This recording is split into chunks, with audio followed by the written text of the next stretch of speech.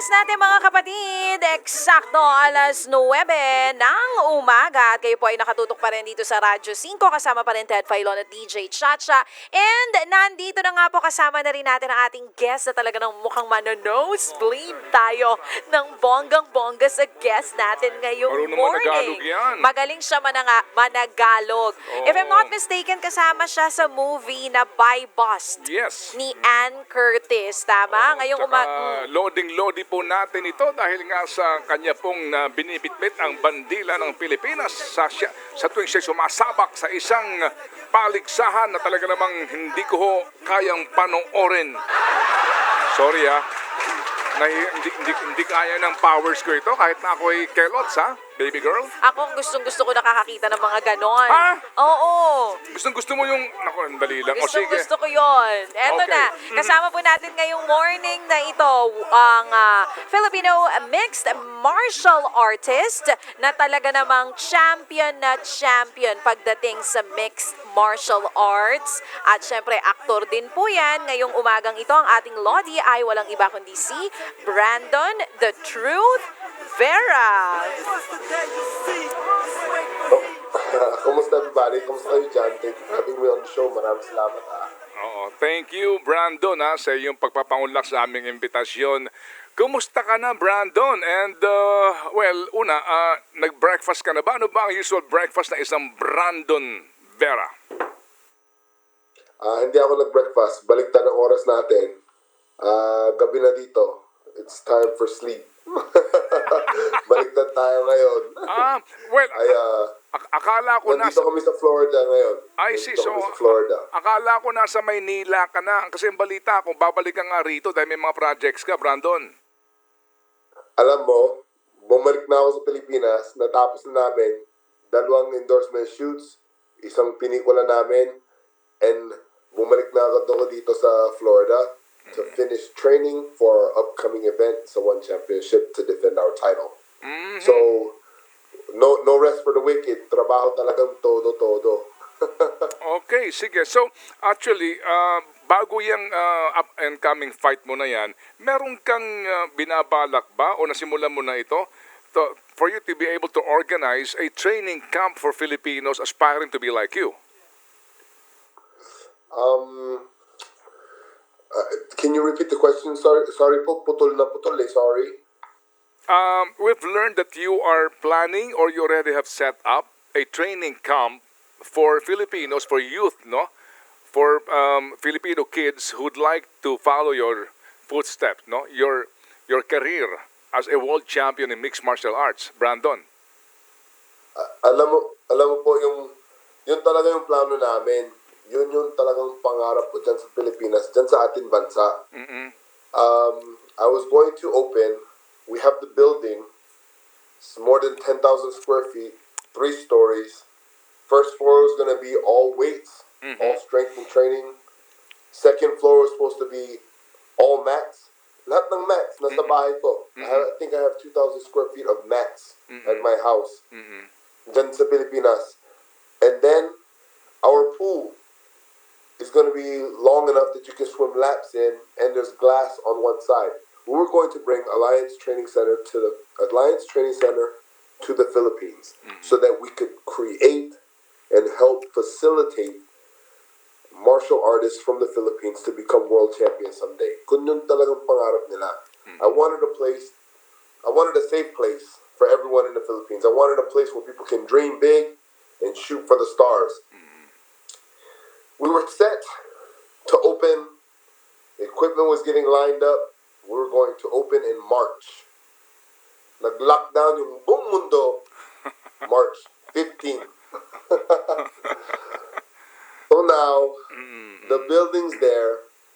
The mats are at my house. The equipment is at the warehouse. But within, Opo. gawa ng corona. Yes, So, yes. Oo. Well, so sad kasi I don't know. Oo, kung kailan... Pangarap pa rin natin, pero, the term I'm using now is as the world turns. Habang umikot yung mundo, because we don't know what's happening anymore. Yes, Brandon, we understand kasi nga contact sport ito, so lalo pang apektado nga kayo, no? Anyway, so good to know naman, Brandon, na talagang nasa pangarap mo 'yan at naka-set up na nga ito. Just a matter of opening it para nga sa mga kabataan na matrain ninyo. We look forward, no, na matapos lang itong kinakaharap na ito. Sana nga as soon as possible, magkaroon na tayo dito ng herd immunity so you can start training Filipino kids to be like you. May tanong lang si Chacha dito. Cha? Good morning, Brandon! Kumusta, Chacha? Kumusta? Okay naman. Nako, kamusta kayo dyan sa US? Ano, pababa ang cases dyan o pataas? Dito kasi talagang spaghetti, pababa at pataas eh. Kayo dyan? Dito walang so sa Florida, 'di ba?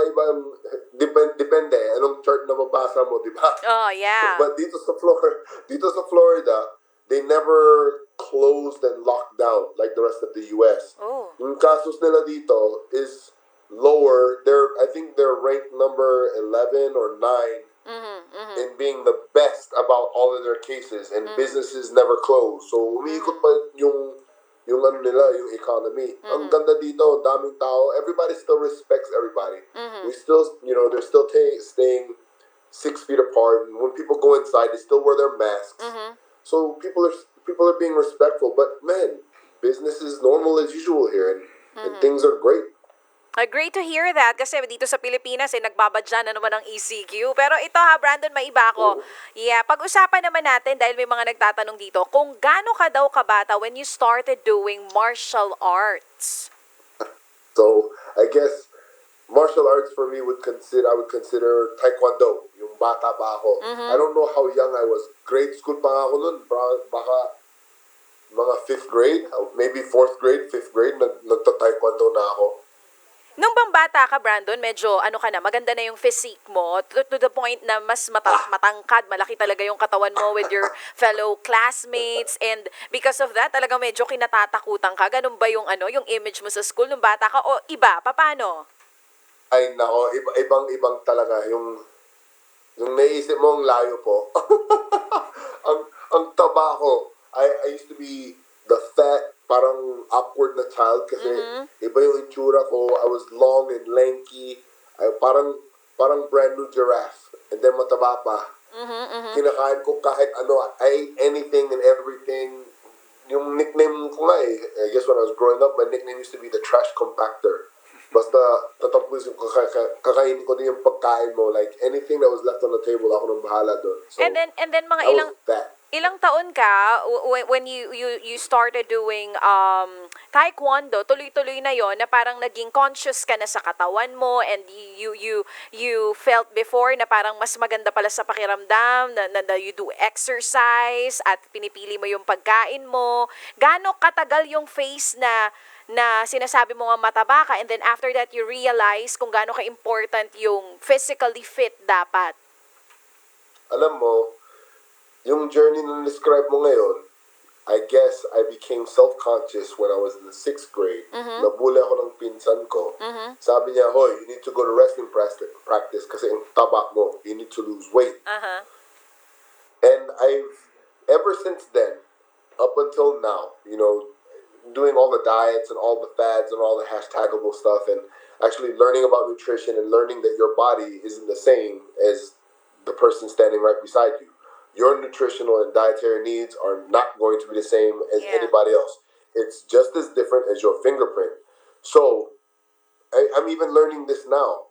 But I became self-conscious and body aware, I would say 6th grade, because of my cousin telling me I was fat. And honestly, I was fat and soft. I'm so glad that I wrestled, that I got bullied into wrestling. Kasi kailangan ko talaga. Kung wala yun, I wouldn't be a world heavyweight champion right now. Yeah. Well, at least nakaganda rin naman yung pinagdaanan mong face before, because you wouldn't be the person you are right now kung di mo siya pinagdaanan, tama?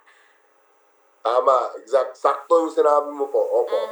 Sobra. Okay. Inoopo ako ni Brandon, Baling So, talaga. Brandon, ano ang mga natapos mong project sa Pilipinas? At kung pelikula ito o show ba ito, can you tell us about this?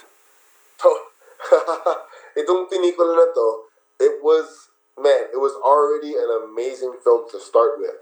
Bago yung director from my virtual playground family, and it was Direct Joy de Guzman. a new blood from New Zealand.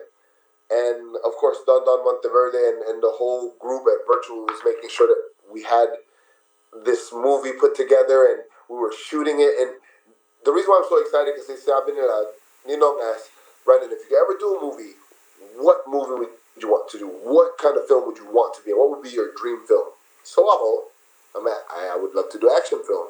Oh, I would love to do a zombie film. Oh, I would love to do a film about a virus that outbroke and everybody turned into zombies, and then we have to fight our way and do an amazing zombie movie with the action that I can do. So that's exactly what we're filming. On March the 12th, when we got the call that soon the Philippines would be locking down because of this virus that was messing with the whole world. So sakto talaga yung pelikula na yun. So as soon as the world opened up and we got clearance, we got all of the rules in place, and everybody was getting tested every day. I got to fly back to the Philippines and finish our film. And ang ganda. Like, I absolutely enjoyed doing this movie. And iba yung shots, like this type of action that we did, kayang-kaya ko yung action, but it's not far away. It's so close. You feel it when stuff happens. Ang ganda ng shots ni Direk talaga. So I'm excited for the Philippines to see and see how they like the film. Kailan ito papalabas, Brandon? It's a When will different this kind be of action. shown? When is this showing? Ano po? When is this showing? So, When is this showing? I'm asking for the trailer to be released the same day that we defend our title for one championship. I wish I could tell you more than that, but I can't tell you the exact date of my event for one championship because it's a surprise for TV. Okay. Sige, so ano itong Apprentice One Championship Edition? Oo, na mentor yata. Guest athlete mentor ngayon, itong si Brandon. Are we right? I was honored and blessed. They asked me, Brandon, would you like to come onto the show and become a mentor and see if we could whip these contestants into shape and test their physical attributes along with their mind, especially when they're tired. So of course I said yes. I got to fly to Singapore. We got to do one championship. I'm sorry, the Apprentice One Championship Edition. And now imagine how billionaires think and what kind of working projects you have to do. Ang hirap na agad yun, diba? Like, that's just hard already. Because your brain is going to be on fire trying to make an impression every time. So, pause muna dun. Before you get to work on that, you have to come hang out with us, all of the guest coaches. And you have to do things that your body doesn't want to do. You have to do things that your brain doesn't want to do. You have to do things that you are very uncomfortable with and you don't know if you can finish. On top of that, you have to do this over and over again and then still hope that you get to make it to the I would guess a boardroom event that evening and do your best then. My favorite part is you get to see people break. You get to see people fall apart during these physical challenges, during these boardroom meetings. And it's the best way to bring out the ugliest in anyone. Make them physically tired, make them mentally tired, fatigue them all around, and then add more pressure. See what kind of person they really are. And the Apprentice One Championship Edition does it over and over and over again. Okay. Ang ganda talaga. Sige, so invite everyone na, Brandon, para abangan ito. I think March 22nd ang kanyang pilot episode and we're looking forward nga to watch this. Parang kakaiba itong Apprentice na ito. Saka malaki ang papremyo, $250,000 US. That's more than 10 million pesos. Yeah. Okay, go ahead, Brandon, please invite everyone. Mga kaibigan, mga kababayan, sa buong mundo, kapamilya ko and mga pinsan ko, listen, make sure that you guys catch The Apprentice One Championship Edition, premiering March 22nd. The person that wins, mananalo sila, a one-year contract to work with One Championship for $250,000 USD. manood kayo. This show is something else. They had me on a guest, and you get to see exactly how my brain works when it's time to compete. Magugulat kayo talaga. And then it's just me. Grabe. Okay, sige. Congratulations, Brandon, on the Thank new you. show. I heard ito daw ang parang toughest version ng The Apprentice. So we will watch out for this. Sa mga kapatid natin, abangan po natin The Apprentice. Dahil One Sports. That's going to be Yes. on March 22nd. Brandon, we'll keep in touch, yeah? Keep in touch. Stay safe, and we'll see you here, okay? Thank you, Brandon. Maraming salamat po. See you guys soon. Ingat lahat dyan. Ingat. Thank Love you. guys. Ingat Thank po. you, Brandon, the Truth Vera. Ako po si Ted Filon. Ako naman si DJ Chacha. At para nga po sa napaka-importanting mga balita at masayang talakayan, paki-like naman ang Facebook page po ng Radyo 5 at ng News 5. At syempre mga kapatid, huwag kalimutang mag-subscribe sa YouTube channel ng News 5 Everywhere para mapanood nyo kami tuwing umaga sa YouTube account at syempre hindi kayo mahuli sa mga latest na impormasyon.